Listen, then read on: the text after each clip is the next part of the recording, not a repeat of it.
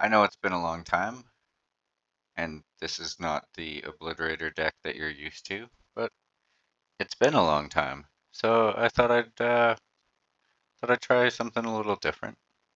It still fits under the category of Obliterator Diaries. I uh I experimented a little bit with an Obliterator fight style deck, and I was never really satisfied with it. I'd go back to it and tweak it and still never really satisfied with it. I examined it further, and I realized that the deck was trying to do two different things. There were a bunch of death touch creatures and Obliterator, and there were fight spells that did direct damage. I mean, not fight spells that do direct damage. Fight spells, not fight spells. Spells that say you deal damage to target creature equal to target creature's power. So it's like a fight spell where the creature doesn't get to fight back. And there were fight spells. So the fight spells were for Obliterator, and the direct damage fight spells were for the death touch creatures, because I didn't want the death touch creatures to die or have damage dealt to them so that they would die, but I did want damage dealt to the Obliterator. Anyway, it was a big mess. So I built two separate decks to see which one would be stronger. I built a deck where you had the direct damage kind of fight spells and death touch creatures, and then I built an Obliterator deck with just fight spells, and that's what this deck is here. And it's pretty fun to play. I enjoy it. I mean, it's super narrow, obviously. You want to get Obliterator. You want to get Obliterator. You want to get fight spells. You want to get Obliterator. You want to get to Obliterator too. So that's what the deck is trying to do. You got Alyssum Caryatid, Paradise Druid, Reclusive Taxidermist, so that you have that, so that you got mana dorks that make mana of any color, so you can get to Obliterator faster. You can also use Phyrexian Tower to get an extra 2 black out of one of your mana dorks to get to Obliterator faster.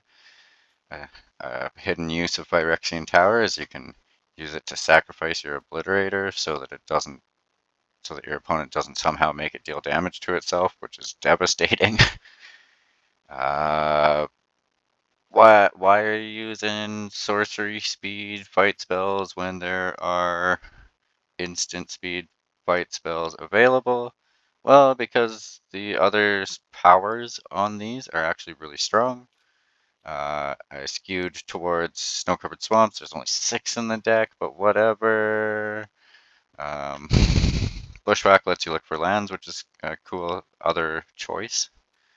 Basic lands. What else do we got here? Gwenna, when you use Gwenna to cast Obliterator, they will untap and get a +1/+1 counter. Yahenni's kind of, as I was going through the deck, or as I was building the deck, I looked for things that cared about being sacrificed, and Yahenni came up, and I was like, oh, I wonder if that'd be good in this deck.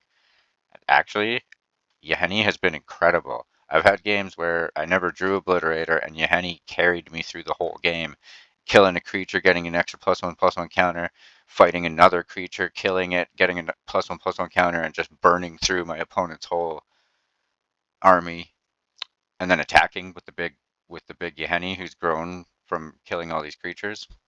Pretty fun, cool. Pretty fun, cool. Yeah, that's what I said. Anyway, I think that's good enough. You guys probably get the deck. Oh yeah, a bunch of 2-colored lands. Every land in the deck makes black because you have to be able to get to Obliterator. Oh yeah, Toski's pretty good too. Put a couple +1/+1 counters on Toski. Yeah. Anyway, come check out the gameplay. I think this is enough for the deck tech though. See you guys later.